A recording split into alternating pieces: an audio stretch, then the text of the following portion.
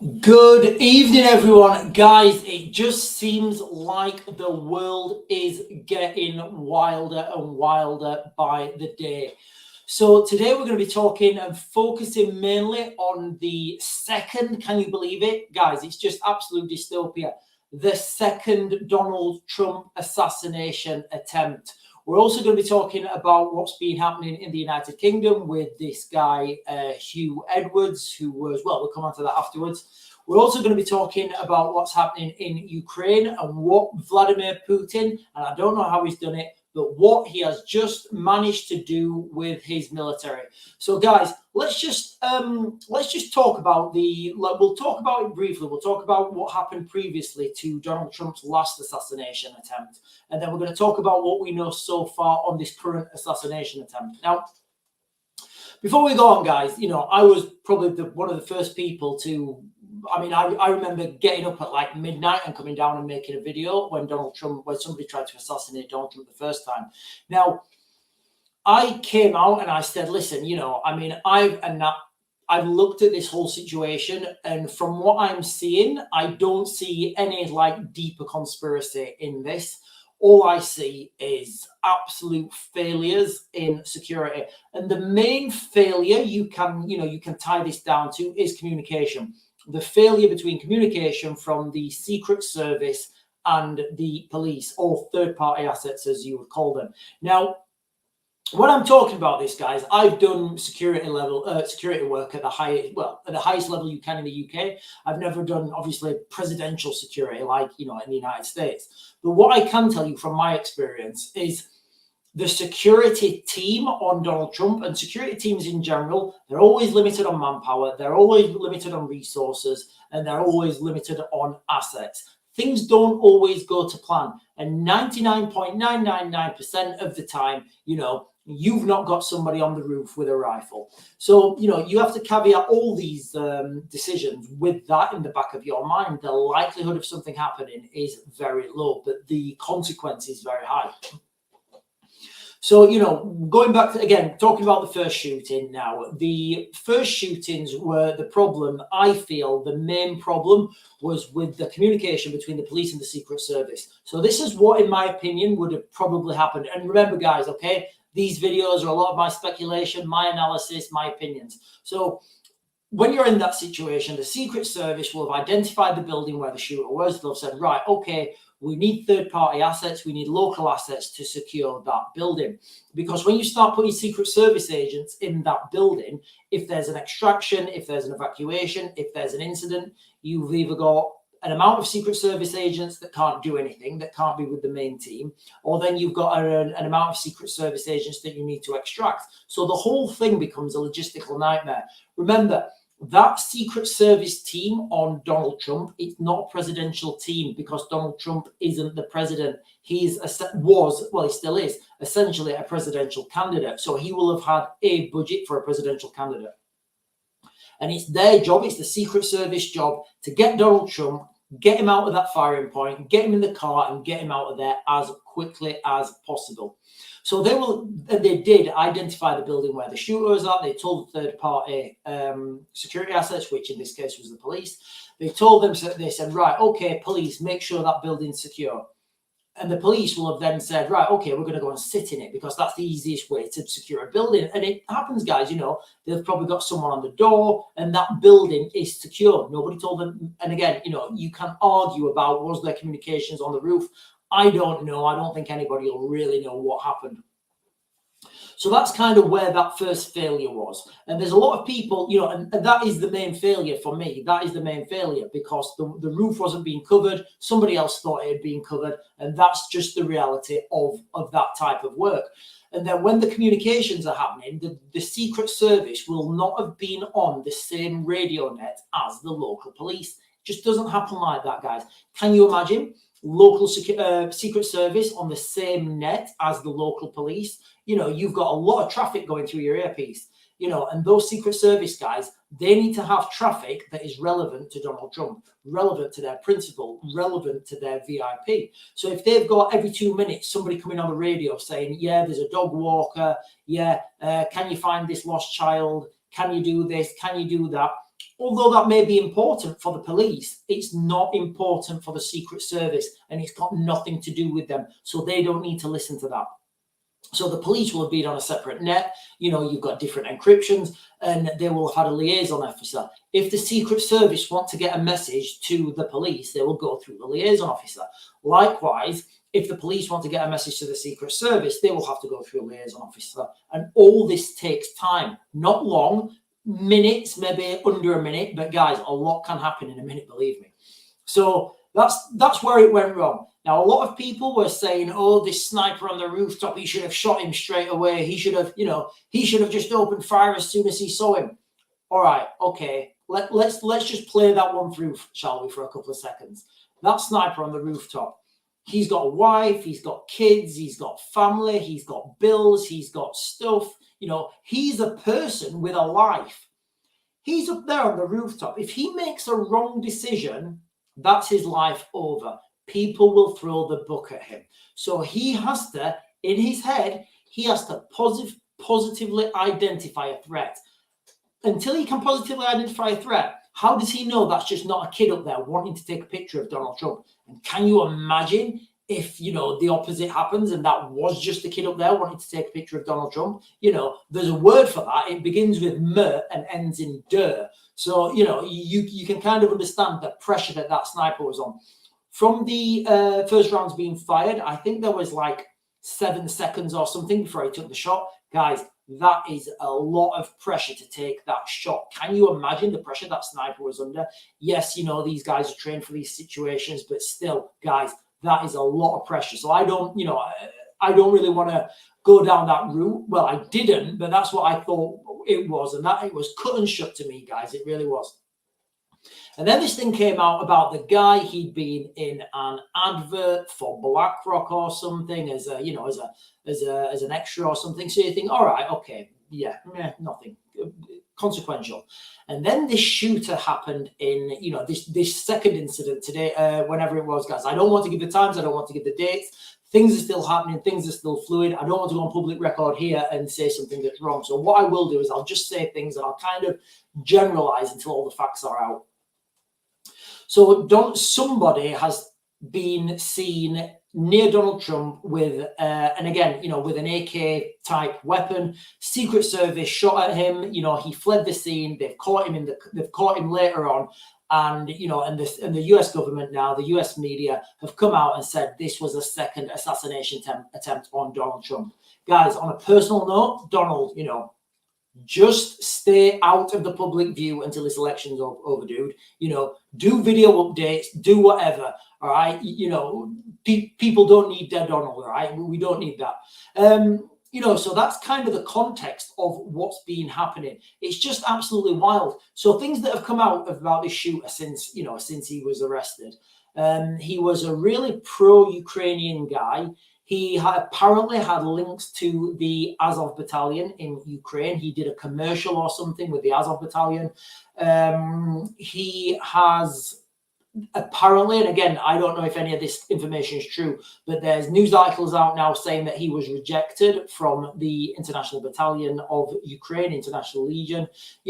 So it's really strange. And when when you see him, I'll show you. I'll share with you guys a few articles in a moment. But the guy himself, he looks a little bit unhinged. Now, he's also been in a media advert for the, as I understand it, for the Azov battalion. Now you start to ring alarm bells because the guy who did the stabbing in the United Kingdom, he had also been in media before. So, you can't not see these connections. If these guys all went to the same club, you kind of blame the club. So there's these connections now. In the first instance where we were talking about the first shooter incident, I thought this was a lone gunman. It had nothing to do with anything else. I thought that guy acted alone. That's why it was so hard to stop. When I understood what had happened with the security failings, I was like, yeah, I can genuinely see how that happens. I've been there even when you're on the same net, communications network, even when you're on the same radio network as somebody in your own team, you're trying to get in touch with them on the radio, on the net, or if you want to do it in your sleeve and you're a nerd, You know, you're trying to talk to people on the radio, on the net, you just can't get through to them. And you can see them, you know, they're getting comms, but they're just not listening. They're talking somewhere, they're looking for something, you know, there's loud noises. You're not always listening to your earpiece. So I totally get how the communications thing could have broken down on the first instance. Now a second attempt on Donald Trump's life. I mean, come on, guys. I mean, I don't really want to go down that road saying it's some sort of deep state mind control thing, but you know, 2 attempts with similar, similar sort of, backgrounds to the people. They've been in media. They're the guy. Well, let me just share an article with you guys real quick about Donald Trump, about the Donald Trump shooting. So where is it? Hang on, guys. Sorry. We're going to come on to Hugh Edwards in a moment. So hang on, guys. I'm looking for this. Yeah, this one. So let me share this. It's first of all, it's about the guy himself. So he was. So here's the guy himself. I mean, you know, take what you want of his personal appearance. You know, I always question people with grown men with color in their hair.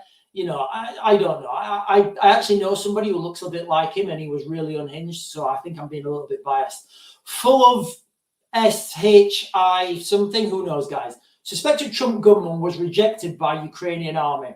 Ryan Ruth tried to tout his warrior skills as a volunteer with the country's International Legion.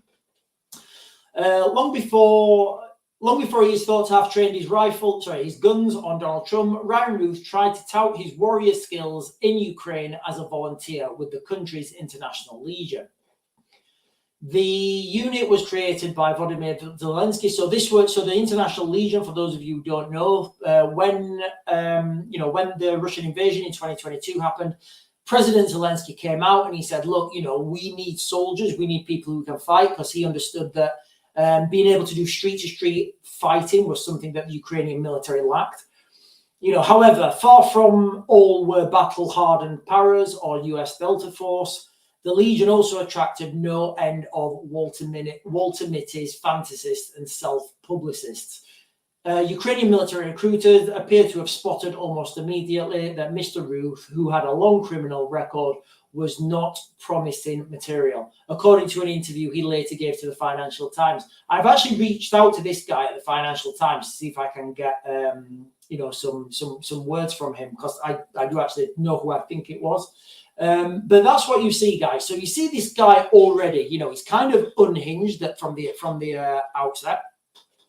I would say, just by looking at him and the fact that he's gone over to, and again, if you've got no military experience and you've gone to another country wanting to join their foreign legion when they're in a time of absolute chaos, I think I'd be fair in saying you have to be unhinged, guys. You do. All right. If you don't understand a war zone and you don't understand what and you've never been there and you want to get into that and you want to do that without knowing anything, without having any military background, without, you know, the basic survival skills that you would need on a battlefield, you know, this is a very, again, my opinion is this is a very unhinged guy. And, you know, later on in life, you know, he's had a pot shot at Donald Trump. So I think in his own mind, he's been he's been broken for whatever reasons, you know, and now he's been seen with, you know, a rifle trying to take a shot at Donald Trump. Again, it's not me saying this was an assassination attempt. This is the US media, Secret Service. They're all over it, guys, saying that this was a second assassination attempt on Donald Trump. So, guys, absolutely wild. So the way the media have been reporting this as well, the different news outlets. So, for example, I think it's, hang on, guys. I think it's NBC or something. Is it CNBC in America? I can't remember what it is.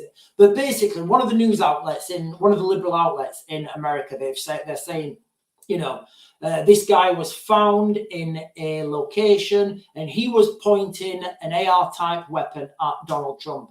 And I remember seeing the first reports of this, and they were saying, no, it's an AK-47. So straight away in the reporting, you know, they're trying to say, oh, the AR platform is bad, it's terrible. But if this guy has been to Ukraine, and I don't know if he has, I don't know what his, like the article just said, he tried his luck in the Ukrainian Foreign Legion. But if he's had some training there, and that's the first weapon system he's picked up, he's going to be familiar with the AK type weapon. So that's going to be the weapon system that he's going to use. If guys, you always go to what you know. So if you don't understand how an AR platform works, he's not going to use it. So that's why I was thinking straight away, right, okay, the Ukrainians don't use AR platforms. So straight away I was thinking, okay, this is terrible reporting that these guys are doing. So can you imagine now, this guy coming back with limited experience and trying to do that? Guys, just on a broader spectrum now in Europe, in the world in general, look at the amount of people in Ukraine right now who are getting military experience. A lot of them may be criminals. A lot of them may be nefarious. There will be a lot of munitions in Ukraine. Guys, I don't know that this is happening right now, and I'm going off on a tangent slightly, but I would suspect, I would speculate right now that there are munitions from Ukraine, from the front line of Ukraine, being smuggled all the way back to mainland Europe. They'll be getting over the borders somehow, and they'll be finding their ways through country to country to country.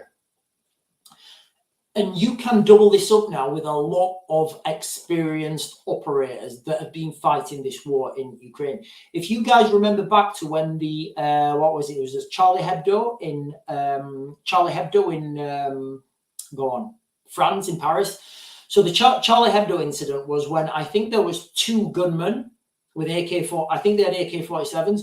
Two gunmen closed down Paris. They closed it down because they knew how to operate with their rifles, and they knew how to use rifles. They knew how to use fire and cover and fire and maneuver, and the police there, they didn't have an answer. The police are not geared up to deal with this. So can you imagine the carnage on our streets if, and I'm not saying this is going to happen, but if, I don't know, I'm just speculating, if one of these, these dinghies that come over full of migrants, if one of these that doesn't get checked, because we know that they don't all get intercepted by the RNLI, if just one of these gets over, and just for example, say that these are criminal gangs, and say that I don't know, let's speculate. Let's say that criminal gangs are full of criminals, shall we say? Shall we say that's a wild speculation to make, that criminal gangs are full of criminals? And those criminals then want to do crime. Again, guys, maybe a wild speculation, maybe calling me a conspiracy theorist. And these guys have just brought over a load of weapons. And again, I keep saying this, you can bring weapons on the back of your rubber dinghy in a plastic waterproof bag. If the RNLI come out to intercept you, you just drop it. It sinks to the ocean. Everything's fine. Nobody cares. Nobody on that boat is going to nobody on that boat is going to say what you've got. They may not even know. So that's the way you can smuggle things into the United Kingdom. And do we really think that these smugglers don't know the best routes to take, where they're most unlikely to get intercepted by RNLI? Do we really think that they don't know these routes? They've been doing it long enough. So imagine now if we've got, potential of a load of firearms in the United Kingdom, and then we have a situation in a town, in a city, potentially not London, because I think London's probably one of the towns and cities that's got the biggest firearms police in there. But if this was one of the smaller towns, and there were gunmen there, they could close that town down, and it would take hours for the military to get there. And the carnage that could be caused, guys, it's unbelievable. And I keep warning about this. I keep warning about sabotage and criminal gangs operating in the United Kingdom. So what we can see here, guys, is, there is a precedent for this, and there is the reality now of these people being well trained with these weapon systems and being able to use them in a comprehensive way. And that's what, I think we're seeing here with this Donald Trump assassination. We're finding a guy who's potentially unhinged. He probably wouldn't be allowed in a gun club, and then he's got access to firearms. He knows how to use them on a rudimental level. And he's taken another assassination attempt at Donald Trump. Now, guys, if there was one, like I did before, if there was this one attempt, I would have literally just said, guys, that's one attempt. We're going to leave that. We're not going to bother with that. It was a lone gunman. He was acting alone, and that was it. That was the end of it. But, guys, there's been 2 attempts now. And I can remember seeing watching Alex Jones video, and he's out there and he's saying, there's going to be another attempt on Donald Trump's life. The deep state are going to plan it. I'm like, oh God, I love watching Alex Jones. He's like a sermon, and he's like a preacher. I just love watching him because he's so entertaining. But now you're thinking like, right, okay, so literally Alex Jones said this was going to happen. So you can't say now that he was wrong, because he wasn't. Maybe he was just firing stuff at the wall, and at some point, if you say, enough stuff, something will stick. Because, I can remember when he was saying that somebody's going to drive explosives into this election hall or something before Trump gets elected as the Republican nomination. That didn't happen, so if and again, if you throw enough stuff to the wall, something will eventually stick. So guys, we have got absolute wildness at the moment, people, and a lot of people, what's his name? Eric Weinstein. So those of you who don't know, guys, Eric Weinstein, he's a really clever guy. I think he's potentially the smartest man in the world right now. And I would go one further to say, I think he's the smartest man that has ever lived, even smarter than Einstein, even smarter than, Tesla, than all of them. I think we're living with the new brain of the world, guys. Eric Weinstein.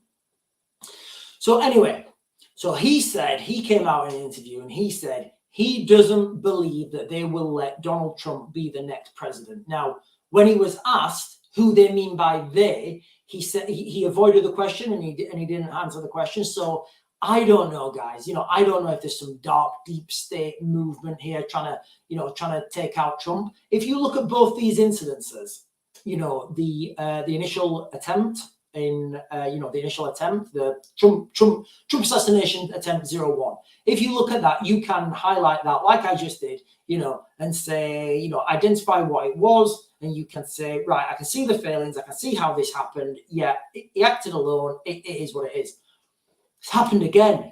How many more times can we make these connections and make these, guys? I'm conscious that my chat's going, guys. I will get to all your questions in a minute.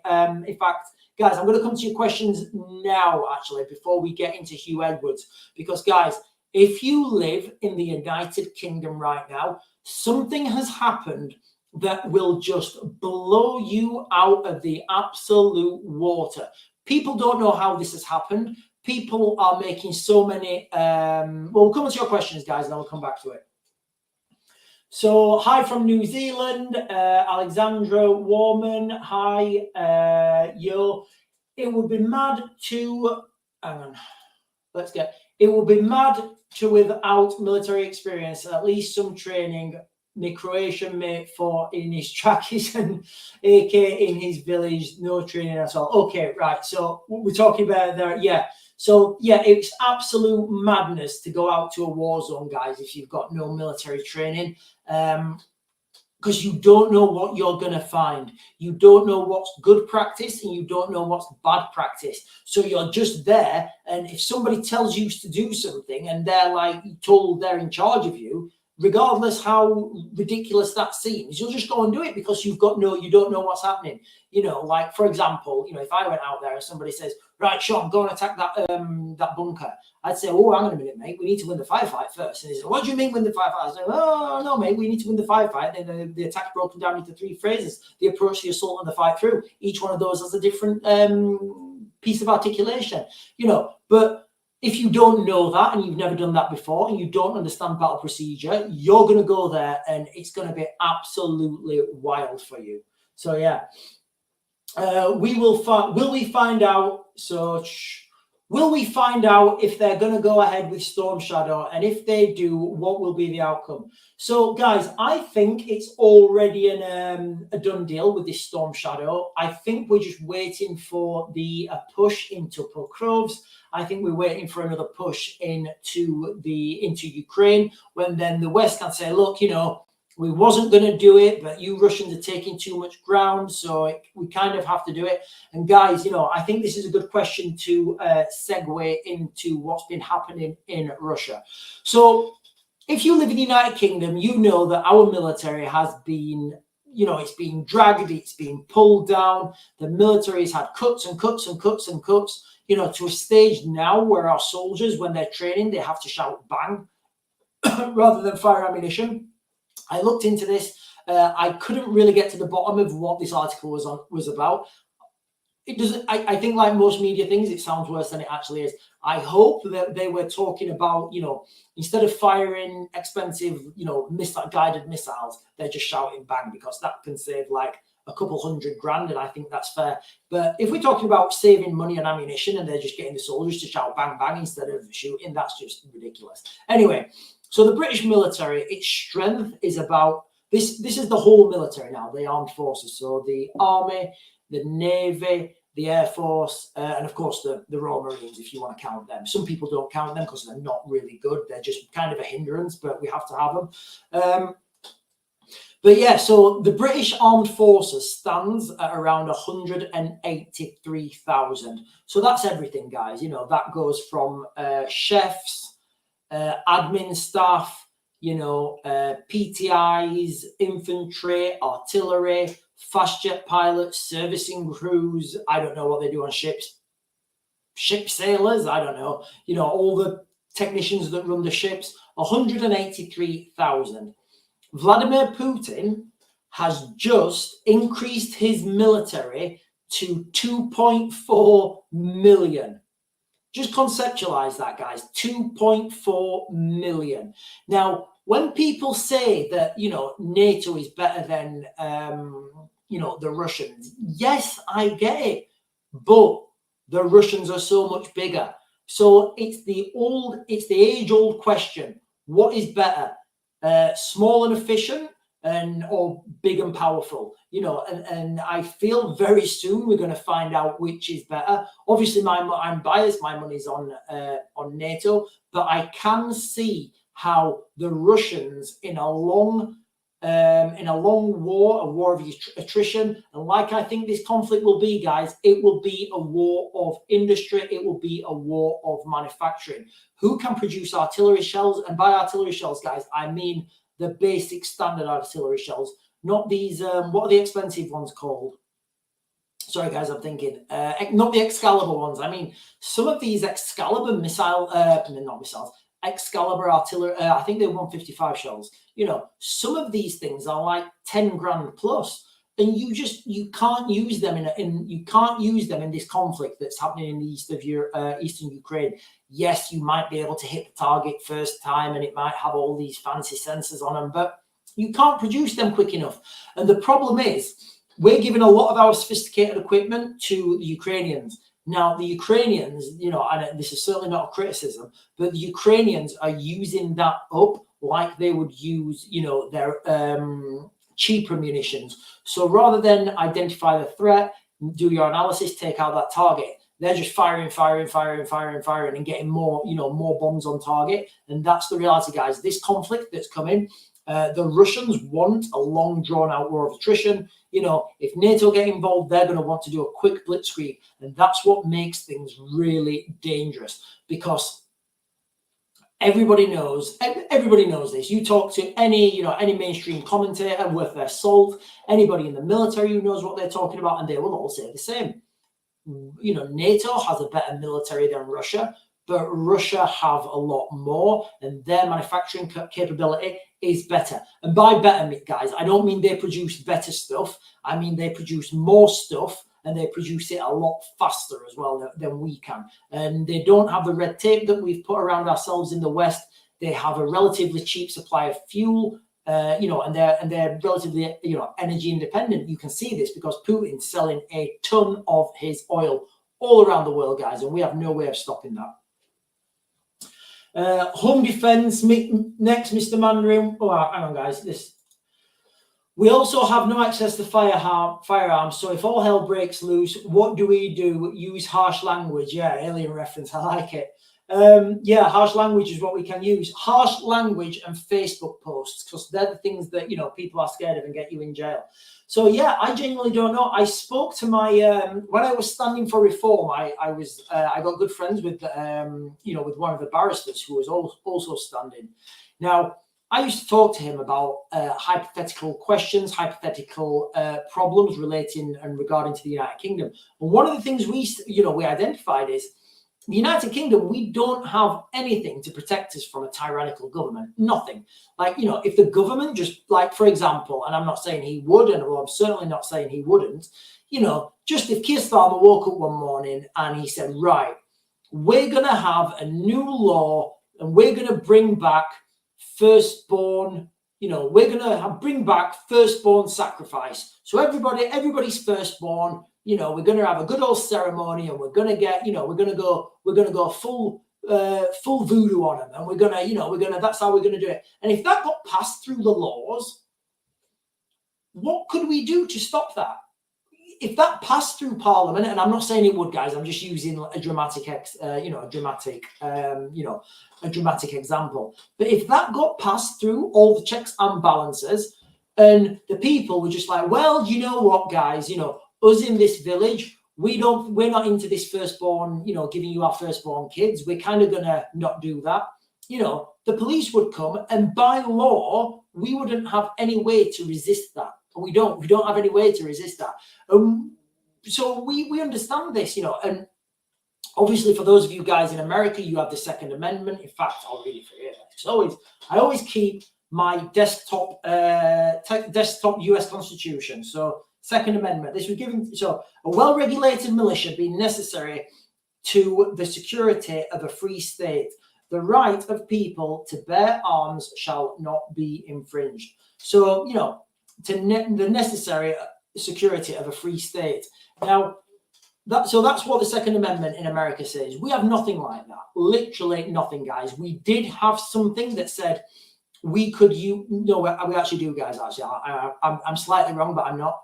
We have something to say that we can have weapons that are legal by law to defend ourselves with. So we don't have any. So it's kind of a non legislation. I mean, what we're going to use?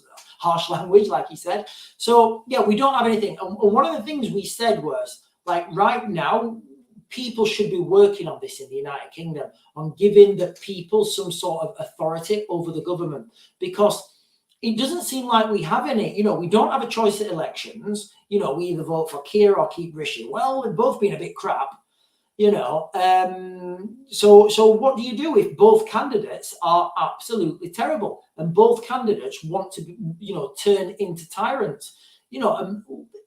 People do turn into tyrants. It happens. People join office with, noble intentions, and then over time they just turn into tyrants, and it's absolutely insane. It happens.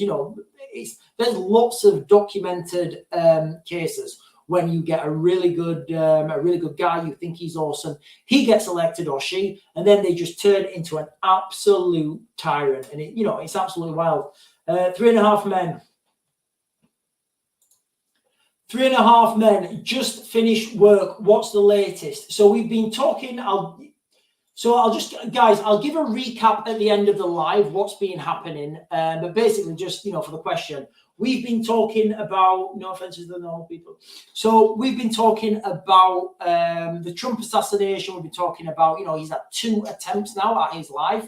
And how many more attempts at his life before we say somebody's trying to do this? It's absolutely insane. Oh, guys, we've got another. No offense to the normal people of England, but there was a reason our founding fathers chose to put in that. Yeah, you're right. So the founding fathers, they understood that in the United States, the founding fathers understood that a government could turn tyrannical. And in that context, the people would not be able to resist them. Like Alexander quite rightly points out. If we don't have a way to resist our government, and again, guys, the example I've just given, if the government pass a law that is so disgusting, so draconian, so grotesque that no human being nobody can agree to it, and it's law, If you don't do it, you're breaking the law. You can be arrested. And the police in the United Kingdom are the only people that have the monopoly on violence. By de facto, the government are the only people who have a monopoly on violence in the United Kingdom. And that's it, guys, okay? That is it. If the government pass a law, we have to do it. And that is, there's no way around it. You know, there was an incident in America again, like, and again, if there's anybody from America and you understand and you know what I'm talking about, and I'm slightly wrong, please chirp up and correct me. But the incident was where the government or an oil company or somebody wanted to build a pipeline on some Native American land, and the locals didn't want that to happen. So the locals turned up in force with all their guns, and they just said, no, you're not doing it. And the government were like, no, we are. And they were like, well, we've got guns, you're not doing it, go do something else. And the government were like, okay, we'll do something else. Guys, that's, you know, that's how it should work. Not, you know, obviously if we shouldn't have to have firearms, but, you know, the reality is if you've got that monopoly with violence, if that happened in the United Kingdom and the government wanted to, the government are the only people who can legally use violence. So we are kind of on our back foot, really, and we really are, guys, in the United Kingdom. I agree with Vander on veterans training. I've missed that, mate. I've missed that. Where did I see this? Oh, hang on. Right. Sorry. Hang on, guys. I'm missing him here. Let me close that one. Sorry, guys. In my mind, in a far-fetched theoretical idea, would be to team up with ex-veterans and, well, without it going into too much detail, train up. That is, of course, far-fetched. You know, it sounds far-fetched. It really does. But so me and a few of my mates, not legal mates, we were sitting around having a few beers, and we were talking about, like, what the potential scenarios were in the United Kingdom. And, you know, we're all veterans. We've got a lot of years experience in, you know, different war zones and stuff. And we were saying, you know, without some sort of government backing and without some sort of logistical supply, what can you do? In the United Kingdom, we really don't have that many options. You know, we would have to do we don't have that many options, guys. Even if you had, like, what can you get trained to do? You're going to need, you're going to need supplies, you're going to need vehicles, you're going to need infrastructure, you're going to need a budget, you're going to need funding. So, you know, I don't see what you can do. I saw a statistic that in America, so it was going around saying, like, it was saying, like, Norway or something has, like, 10 guns per, I don't know, Switzerland, I think it was. Switzerland has, like, 10 guns per 100 people or something. And then it went to another country, and then it went to, like, Ukraine. I think Ukraine has 7 guns per 100 people. And then it came to America, and it says America has 120 guns per 100 people. I was like, yes, that sounds awesome. You know, I mean, it's just absolutely ridiculous. We don't have anything to defend ourselves by in the United Kingdom. Ran a great theory, but it's finding groups of experts to speak up to. Yeah, you know, I think what you'll find, mate, Debbie, I think you'll find that a lot of people, especially veterans who've, you know, been to war zones, you know, you see how war zones work, and you see, like, you know, like, for example, Britain in 2000, well, not Britain, yeah, Britain, the British military in 2003, when we went to Iraq, it was a mass rush, and all we did, we just secured the oil fields in North and South Ramallah. We just secured the oil fields and sat there. That was like the British military's task, to secure the oil fields.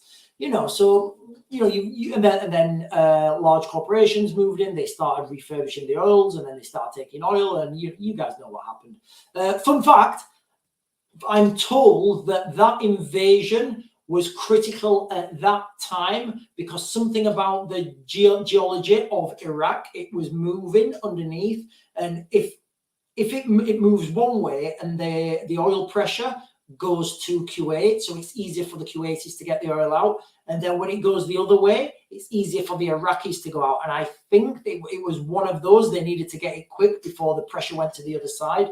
That's why in Basra, Saddam, he drained all the marshes and he pumped the water, because there's marsh Arabs in Iraq. Saddam pumped all the water from the marsh Arabs into the oil, wherever the oil comes from, the oil fields or whatever, build up the pressure to get the oil out. But anyway, guys, so it was just something I was interested in back then. It was my sister was over there, mate. Heard some stories. Are you talking about Iraq? I don't know. Anyway, guys, so we're going to start. Right, so we've talked about Donald Trump and what's been happening there. We've talked about in Russia, Vladimir Putin. He's upped his military, so he now commands a military of 2.4 million soldiers. With what we're going to talk about now, guys. Let me just make sure I get these right. That one, right, yeah. Okay, this one, right. I'm going to share these articles with you guys because these are them. This is going to be one of those topics that if I'm not careful, I could find myself with a knock at the door and get myself some gulag time. So I'm just going to go right now from what the mainstream media is saying. If you guys want to make assumptions yourself, that's up to you. I'm not going to make any assumptions, guys. I'm going to read exactly what it says off here, and we're going to be talking about Hugh Edwards. For those of you who don't know, I'll read it here. Where are we? This one. Hugh Edwards given suspended sentence for accessing indecent images of children. Former BBC newsreader admitted the offences, and the article goes on, guys. I'm sure you know what we're talking about. But if we go down, he had like 400. Where are we, guys? I said I'm going to read it verbatim, didn't I? But then I started going off my own thing. Hang on, let me go down, guys, because it's down here. Like most things, here we are, guys. Yeah, Edwards received 377 images from this other guy he's been talking to. 41 indecent images of children, of which 7 were category A. So I thought, right, what are category A images? And I thought, right, do I really want to search for this? So I thought, you know what? I'm coming on live and you guys expect me to have my finger on the pulse. So I'm going to search what that actually means. So I then had to do a little search. It wasn't hard. Guys, don't make a joke of that. And then I found this. So is that off? So child, that I'm not going to say it, guys. Category A. So this is the 7 images that he had. Images involving penetrative sexual activity with an animal, or sadism. I'll try and put these links in the description, guys. But that is what he was found with, on his phone, and he escaped any time in jail. Now, I don't know about you, but that was sickening to read. And this guy, when these allegations first came out, he was allowed to continue working. I think he took like 200 grand in a salary while these allegations were out there, while this was being investigated. And he was still allowed to work. He was still on TV and he was still taking a salary. It's just absolutely sickening, guys. And he's not doing any jail time at all. A psychiatrist's come out and said if he goes to jail, he'll be in a significant risk of harming himself. Who are these psychiatrists, guys? Who are these psychiatrists? And who are the children on those pictures? I think we're never going to find who these children are on these pictures because, if these are children from another country, which I'm going to assume they are, but if these are children from another country, then there's not really any way of tracing these. These pictures may be old or whatever, but guys, it's just absolutely sickening that this has happened. Now, in totally, he's an insult. Yeah, it's terrible. Now, guys, in a totally unrelated article, I want to share this with you if I can find it. No, I can't. Where's that? Lincolnshire. Oh, God, I've got so many open. Anyway, guys. So guys, remember what we've just said.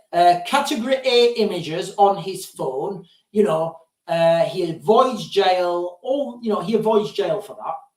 And then let's just have a quick recap. Keyboard warrior jailed for part in UK disorder. And guys, you know, I do think these keyboard warriors, they need to butt out. And I do think like a lot of hate does get stirred up online. I really do. And, you know, a lot of people are susceptible to it. You know, equally, I think a lot of people sharing stuff innocently don't really understand you don't really understand what's going on. A man who posted material on social media to stir up racial hatred during recent unrest across the UK has been jailed for 3 years. So he got jailed for 3 years for posting stuff online. So I know what you're saying, guys. You know, what did he post? What did he post that was so disgusting, so grotesque that warranted 3 years in jail? But from what we've just seen, you know, it must be a lot worse than having, you know, category A images, you know, on your phone. So it must be worse than that by what we're seeing here, guys, you know, by our precedents. O'Rourke, who had more than 90,000 followers on his X account, I wish I could get up to that, posted misinformation about the incident with the 3 schoolgirls in Southport. Now, when we talk about misinformation, guys, all right, if, for example, a politician, and I'm not saying any politicians have done this, but say for example, and I'm not saying this has ever happened, but say for example, if a politician was told by someone that, I don't know, a medical intervention was safe and effective, and then a couple of years later we found out that that medical intervention wasn't safe and effective, would that be classed as misinformation, and would they be then sent to jail? I don't know, guys. I don't think that's ever happened, and I don't think it would ever happen, because all our politicians, you know, they're all intelligent people and they would never do that. But you know, it's just food for thought. And praised the burning of a car in Sunderland. So he's praised the burning of a car in Sunderland. The 35-year-old of Salik's approach. That sounds like some sort of like potion or something you're drinking Hogwarts. Lincoln admitted publishing written material online to stir up racial hatred between 29th and 8th of August. Okay, I'll come back to what I was going to say. Sentencing him at Lincoln Crown Court, Judge Catalina George something Knight told him, "You were not caught up in what others were doing, you were instigating it." She added, "The flames fanned by keyboard warriors like you." So again, that seems like that sentence has been cropped. Anyway, the court heard his posts on the 29th of July referred to the, you know, alleging that this was a Muslim terrorist attack. Again, you know, misinformation. Where was he getting it from, and what was the context of that? You know, what was the whole context of him posting that? Did he believe that that information was true? You know, and I don't know. Only he knows that, really. A further post urged people of Southport to get out on the street, which garnered 1.7 million views. So he's told people to get out on the street. Now, what does that mean? Because as I understand, you're allowed to peacefully protest. I don't know what that means. You would need further context in that. But anyway, this is sent him to jail for 3 years. Other posts show a picture of County Road Mosque in Liverpool and a picture of a burning car in Sunderland, which was accompanied by a post on the thread read, "Sunderland, go on, lads." Again, you know, it's not, you know, it's distasteful. It's, you know, he's like one of them lager louts. I mean, looking at his picture, he looks like one of those louts who would mouth off about something in a pub and be the first to run away. He really does, guys. And I'm not just saying that, you know, because I want whatever. I see myself as a relatively good judge of character by looking at people, and I think he would be the first type of person in a pub to shout things at people, not caring, and then run away. And he does look like an instigator. But, you know, let's look at the offences that he's actually done. In other posts, he posted, "Starmer has basically said it's us against them. Hold the line." Now, guys, there are a lot of people right now saying similar things, and I don't know what context this is, because everything's about context at the moment. But a lot of people, like especially old people right now, a lot of old people are thinking it's them against Starmer because of all the, you know, all the perceived cuts he's doing. You know, cuts to bus passes, cuts to winter fuel allowance, single person discount on your council tax. So a lot of old people, if you said that to them, a lot of old people now, maybe not hold the line, but, you know, a lot of old people would agree with that sentiment, in my opinion. And again, you know, I'm certainly not instigating anything. Other posts read, numbers are important. Yeah, with any, you know, with any movement, any political movement, numbers are important. Can you imagine if Keir Starmer said, guys, numbers are not important for this election. We don't need them. Give them hell, lads. Again, you know, it's distasteful. You know, I can go on. I'll put the article in the description. But what you see here, guys, is he got 3 years in jail for that. Can you imagine 3 years in jail? It seems really, really harsh that he's getting 3 years in jail for that, you know. And again, guys, I'll be straight up honest with people. If I saw him mouthing off in a pub, I wouldn't think twice, because he looks to me, and I may be wrong, guys, but he looks like the type of person that if you're in a pub, he's going to mouth off and he's going to be the first one to run off. You know, you just get that. I just get that vibe from him, guys. But that said, 3 years is a long time in jail for being a keyboard warrior. And again, guys, I'll be honest. I think keyboard warriors have got a lot to answer for. I get annoyed with them a lot. You know, when they're, you know, when I first started our channels and they were calling me a Walter Mitty, I'm like, oh, and Sarah was getting angry. She said, Sean, put a picture in uniform on. I was like, Sarah, I don't care. Let them call me a Walter Mitty. I couldn't care less, you know. And but some people are like that, you know. Some people are just gob it and mouth off. And I think those people, you know, maybe a copper going round and giving him a good whatever, you know, that'd have been a better, you know, better use of justice. Or this type of person here, I think what would have really helped is if he could have gone on neutral ground and gone to a mosque, gone and met an imam, you know, where people are, you know, peaceful practicing Muslims, you know. Guys, I've spent lots of time in the Middle East, and you know, I'm courteous and I'm polite, and I always, you know, follow traditions and follow cultures, and I've never had any trouble, guys. You know, I've been in wild situations. I was in a cafe in Mem Beach. I'm not going to get that on. I'm not going to get that on the. I'm not going to get that on the map, guys. But if you want to go and look at Mem Beach, it's in northeast Syria. I was sat in Mem Beach with my interpreters, and we was having, you know, I was Christian, and all my interpreters and everybody around me, they were all Muslims, you know, and we were sat there, we were having tea, we were having some kebabs, and we saw a convoy of US military just go screeching down the road, all, you know, really fast, really aggressive. I was like, oh. Then we heard a load of gunfire and a load of explosions, and then we just sat there, and then they all came back, you know, with like ammunition expended and really fast, all like looking like all sweating and stuff. I was like, oh. I said, lads, let's make this our last cup of tea, because, you know, we probably have to get off. But, you know, never had any trouble out there. Really never had any trouble in the Middle East.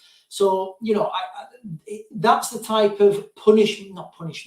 That's the type of response I feel should happen to that person. And then what you can do then, you can say, look, this guy was posting all this negative stuff about these people. You know, he's now gone there, he's talked to them. Look how different he is. And that would have changed a lot of people's opinions, you know, and it really would have, guys, because we don't need division in our society at the moment. We need unity. And what the government is doing is it's just driving a wedge between everybody. It's giving us and them, and if it's like us and them, and I shouldn't say that because that's what he said, isn't it? You know, it's like they're driving wedges between our communities. And once you drive wedges between communities, if there's no communication, which there's not, you know, things just get worse. And guys, I'm not defending anyone here, because I know there's problems in these communities. I know there's huge problems, and I understand these problems probably more than most because of my experience. And I've lived in the Middle East, and I've lived there for such a long time, and I understand how that works. I understand how people you know, people act and react. So absolutely insane times. Yeah, 2-tier, it really is. So yeah, I mean, I be careful, Alex, because you may get the knock on the door. So yeah, and again, another one of the two-tier things. You've got the what's it called? You've got the Manchester attackers. Remember the Manchester attackers who attacked the police officers in Manchester? And initially, it was the edited footage came out. It was the edited footage of the go on. It was the edited footage of the police officer kicking the guy on the floor. Now, guys, my speculation now, my opinion of that incident. Now, I've not taught tactics for probably since 2018. I've not taught anybody any like, probably 2018 was the last time I taught people tactics. Now, when these officers go in, and again, I've never taught policing. I've just done dynamic entry. So when you go into a building, you've got a few seconds to react, and you have to control that situation really quickly. Now, when I first saw that video of the officer kicking the guy in the head on the floor, I was like, right. And I said on one of our posts on this platform, actually, I said, I genuinely don't know how that officer can explain how he kicked that guy in the head on the floor, because looking at the video, I could not think what circumstances would have led up to that. I just couldn't see what circumstances have led up to that. After seeing the full video, the gentleman in question, who's, guys, I mean, that kid, he can generate some power with his right hand. If he could stand better, if you could teach him how to stand better and how to pivot, because he's really off balance when he's throwing his right hand. If you could teach him how to stand, pivot, and throw a punch better, without becoming off balance, he could be, he'd be a fantastic fighter. Anyway, sorry. But him, the guy who's throwing his right hand around, he attacked that officer from behind him. He hit him in the back of the head. Now, these are not normal officers. These are firearms officers. Can you imagine if the firearm would have got taken off them and, whatever, God forbid something else could have happened. So right there in that instance, that kid's gone down on the floor, and I think he's been tased at that point, and then he starts to move. That firearms officer, he's got a weapon in his hand. What other options does he have? Remember, it's still a dynamic situation at this point. There's still people moving about. There's still threats, potential threats that he hasn't identified. Earlier on that day, there was a British soldier stabbed outside his barracks. I think it was that day as well. Anjem Chowdhury was arrested. So, you've got a lot of this information, in the back of your mind. Do you know what's going on? What are you going to do? What's your next move going to be? You need to control that situation. And that's why he struck him with his foot. I think personally, that officer should get off with that, with those circumstances in the background. Obviously, I'm not the courts, I'm not the jury. They may want to throw him to the wolves. I don't know. But the fact that guy who was throwing his right hand around hasn't been arrested and he hasn't been charged.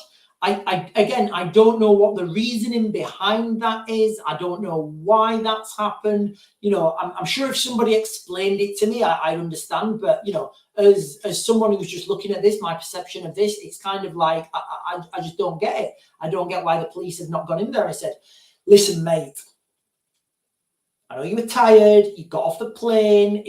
You'd had a bad flight or whatever.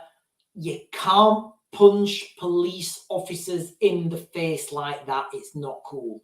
And then they use that barrister or whatever, that solicitor from the TikTok solicitor or whatever, and he was just a PR disaster for those kids. I mean, they couldn't have chose someone. I don't think they could have chose someone worse. I mean, I wouldn't be surprised if that guy was struck off any practicing lists, guys, because his competence was he was probably I don't even know how he's got a license, guys. I really don't.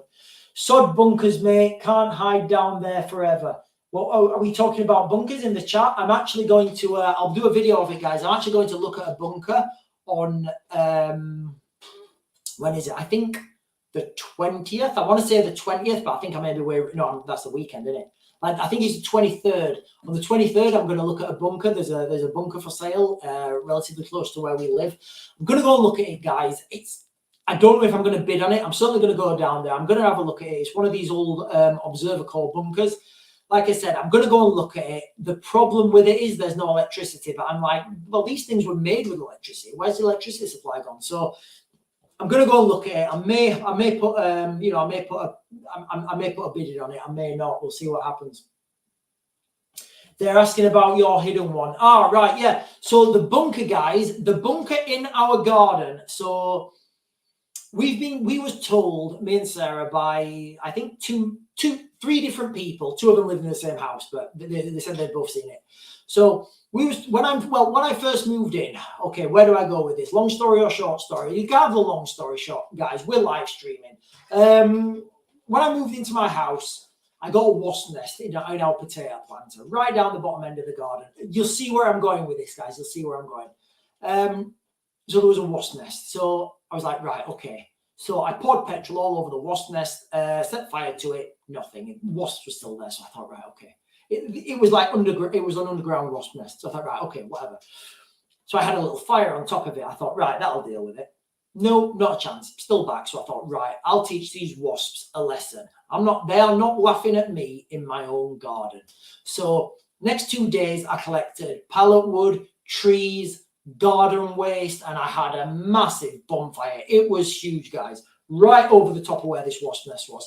It was the biggest overkill you've ever seen. Anyway, mid bonfire, I had a voice shouting from like the back fence. Excuse me, I've got my washing out. I thought, oh God. I thought, right, don't be rude, Sean. Don't be rude. Just go and speak to this woman. So I went to speak to her, Linda.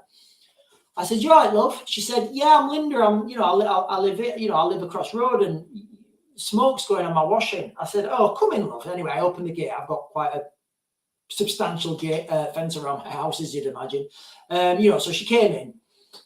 I walked down. And I said, "Yeah." I told her. I said, "Yeah, look, we've got a wasp nest." I said, "What's happened is we've had a wasp nest. I'm just getting this fire to kill the wasp nest." She looked at me. She looked at the fire. She said, "A wasp nest." I said, "A big wasp nest." She said, "Right, okay." I said, I picked up one of those, those metal silver buckets. I said, "Right." I said, "I'll tell you what, I'll fill this with water and I'll put it out." She looked at the fire, looked at the bucket, looked at me. Bear in mind, this is the first time she's met me. I said, "Yeah." She said, "That won't put it out." I said, "I'll get 2. She looked at me, looked at the bucket, looked at the fire. She looked at me again. She's thinking, is he all right here? I said, "I'll just keep doing it." She said, "Oh." She said, "I'll take my washing in. It's only my pajamas." I said, "Oh, thanks." Anyway, I got talking to her. And she said, "Have you been in your bunker yet?" I said, "What do you mean?" She said, "Yeah, where your garden is, you had the communal bunker for this area in the Second World War." I said, "No, I didn't know that. Obviously, it's all overgrown. It's just grass now." I said, "No, I didn't really put much stock into it." But, she told me that she's lived in that house all her life. She bought that off her mum and dad when they died, and they can remember it from the Second World War. So I said, "Right, okay." Anyway, years elapsed now. Next door to my garden, there's people and they've got allotments. Somebody was shouting at me because I've got a load of stone, sandstone bricks or something, like stones. Do you call them bricks? And he said, "Sean, can I get some of them, mate? I'm making a retaining wall." I said, "Yeah, no worries, mate." So I'm helping him with these stones. He says, "I'm surprised you've not dug your bunker out yet." I said, "Mate, you're the second person who said this. What do you mean?" He says, "Yeah, you've got bunker under your thing, communal bunker." I said, "Have you seen it?" He said, "Well, I've not, no, but my dad Dave, he's seen it." I said, "Right, show me Dave." So then I went and I spoke to him. He said, "Yeah, I used to walk past as I were a kid, but what had happened is they'd covered the entrance up. They just blocked the entrance with a load of like bricks and bricks and stuff to block it up because kids were playing in the bunker, as you would if you were a kid." I said, "And it's definitely there?" He said, "Yeah." I said, "Right, okay." So that's when we started digging. Now, the first couple of digs we did were totally in the wrong place. I think I know where it is now, but the amount of digging we're going to have to do to excavate this bunker, because, once we get diggers in, I'm either going to destroy my garden and not find it, or we'll get there. Now, this could take an hour, it could take a week. We genuinely don't know how long it'll take because we're going to have to dig trenches, going to have to dig them down. And guys, it is going to absolutely destroy the garden. Like, there's going to be nothing left. And kids like playing in the garden, we like playing football, so it's kind of like one of those things. Like, do we really want to right now invest time, money, effort, digging, and all that intensity? when it may just be a big mess. So what we've said is we're going to wait until, you know, until the summer's over, which is pretty much over now, you know, and then we're going to get an excavator in. We're going to tell him what to do, and we're just going to go for it. So that's kind of an update on the bunker, where we are with that, guys. But, you know, I will keep you guys updated. I will keep you guys posted. From what I've heard from speaking to the other people, it was it used to just fill up with water. So that's why the kids, like, you know, kids used to play in it, but it was full of water. The local council said, right, you know, at some point one of the kids are going to hurt themselves. So they, as I understand it, they just backfilled the entry point, the entrance. Now, guys, if I can find a wall, if I can find anything, you know, that would be absolutely great. If we can find an actual bunker, guys, it would be amazing. And, you know, I don't know what we do. You know, we could Airbnb it. We could, you know, just do it out as a bunker. I may just find it and never do a video on it again because it's all intact, and I don't want anybody to know we've got a secret bunker in the back garden. Who knows, guys? But, you know, I will do videos on it, and we will post as much as we can. But equally, it may be, you know, it may be just a bunch of nothing. Some people are saying it may have collapsed, and like I've got to be realistic with myself, and I'm saying, well, you know, could it really collapse if it was made to withstand, you know, bombs? I don't see the roof collapsing. Even over time, I don't see the concrete being able to degrade that much that it would collapse. But who knows, guys? You know, we will dig it out. We'll get an excavator in at some point this year, and we'll just go for it. And we'll either destroy the garden, like I said, or we'll either destroy the garden and not find it, or we'll destroy the garden and find it. And every variation in between, no doubt.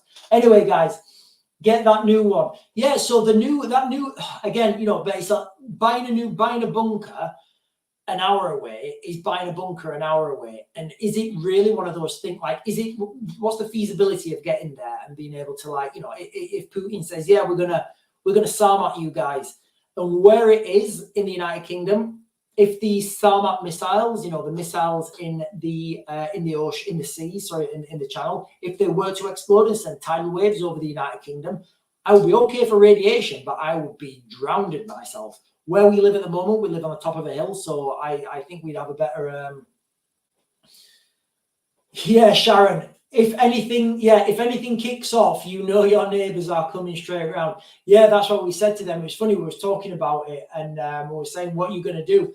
And the neighbour who's got the allotment side, he's not seen my social media channels, you know. And then I just went into him with a rant for about 20 minutes on the war in Ukraine, on Putin, on NATO, and he was stood there with his shovel like this. He's going, oh, so should I get some water? I'm like, yes, mate, get 3 liters of water per person per day and make sure you've got enough for 3 days. That's what I said to him. And he's like, all right, yeah. And he comes over and we have a little chat. Like, it's proper, like, really funny, actually. So, sorry, guys, I'm conscious I'm waffling on. Back in the 2020 wildness, when all the pubs were shut, can you remember that, when all the pubs were shut? We had an uptick in the allotments by where I live. So I saw all these young lads going down to the allotments, and like there was the angle grinders, there was saws going, there was these sheds coming up, and all sorts of wild stuff going up. And you know, I was looking out the window. I'm thinking, right, what's getting built down there? And then one night I was laid in bed and I heard this boom, boom, boom, boom. I'm thinking, hang on a minute, all the pubs are shut. So I looked out the window. And it was like a disco. Everybody had built these like little bars in the allotments. They weren't growing food. They just built little bars in the allotments. And like people were going to their allotment bar, but then they were walking to other people's allotment bars and having like a little bar crawl in the, you know, when they were having the lockdowns, and people were just like, you know, living their best lives in the allotments. And I thought, you know what? That looks absolutely awesome. It looks pretty rock and roll, that. They look at about like, see you mad when I start. I don't know what that means, Tim. Tim, you're going to need to send another key setting, mate. That is wild. I don't know what that means. Anyway, guys, I think I've gone through everything today. Yeah, guys, at the jux of it, just a recap of what we've been talking about today. This video will upload on itself. I don't know how it happens. I'm still a bit new to it myself. The Trump assassination attempts, absolutely wild. One, coincidence. Yeah, one coincidence. We can write that off as a lone gunman. Two, similar situations by the person has previously been in a media commercial, and then with the Stockport stabbings, he'd also been in a commercial. Is there something going here? Guys, I don't want to get into Alex Jones because he is wild and he throws so much. Eventually something will stick. But, he did say they're going to try another attempt on Trump's life, and they have. Absolutely wild. Is there going to be a third time? How many times are they going to keep going? Insane times we're living in, guys. Hugh Edwards, did I say that right? Hugh Edwards, guys, absolutely disgusting. He was found with 7 category A pictures on his phone. I talked about that. We talked about, Hugh Edwards. We talked about what that means. We also talked about the guy who got 3 years for Facebook posts in the UK disorders. Again, guys, I want to be fair. Looking at his picture, this Wayne O'Rourke, he looks like the type of person who would gob off in a pub and then run off at the first sign of trouble. That's just what he looks like. But still, 3 years in jail, really, for that? And then we've got the the Vladimir Putin lifting the size of his armed forces to 2.4 million. Guys, we in the United Kingdom, we have a total armed forces of about 183,000. Vladimir Putin has 2.4 million. Absolutely insane times we're living in, guys. We really are on the knife edge of a global catastrophe of industrial scale. Anyway, guys, I've been waffling for far too long. People look at me like I'm crazy when I go on about the situation with food and water and the wars. Tim, honestly, mate, more people are understanding about the water situation now. More people are understanding about the food situation. The food situation is a lot worse than I thought. If you was on, we did a live stream yesterday morning, I think it was, or a couple of days ago, and we had a farmer on, and the farmer was saying, listen, this year, his yield was less than 50% of what it normally is. The farms around him, they're not even harvesting their crops because it's not worth getting the machinery to go out there. It'll cost them more. It will cost the farmers more sending machinery out there to harvest the crops than it will do.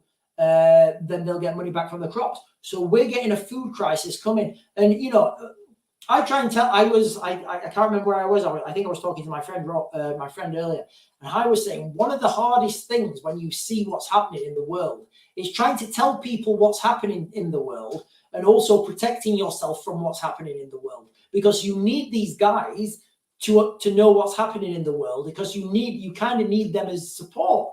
But it's like, I think I gave the analogy of, imagine if you was in the Middle Ages or whatever, and you could see the French coming over the, you can see the French and they're swinging garlic around and they stink of cheese and, they've got onions in their hair or whatever the French do. Obviously not now, guys, because the French are our allies, but back then, that's how they used to roll. You've got them coming over the water and you're trying to tell the lords or, the peasants or whatever, you're trying to say, guys, look, we need to go down there and fend off these French because they're coming and they're going to do stuff what French do. I don't even know what the French used to do back then, guys. I've heard it's some wild stuff, although that's me speculating. I couldn't tell you. And then the French are coming and nobody's listening. And then you're in this position now where you can see the French coming, but nobody's listening to tell you the French coming. But by the time the French get here, it's going to be too late. Anyway, guys, absolutely insane times. We're going to keep you guys posted. Don't forget to keep liking and sharing my stuff, guys, because I really appreciate it when you guys do that. Remember, we get so many videos taken down now. We're trying to build this platform. We're trying to build our other platform. And that is it, guys. You guys have a good night, and I'm going to mag to grade it. I'll speak to you guys soon.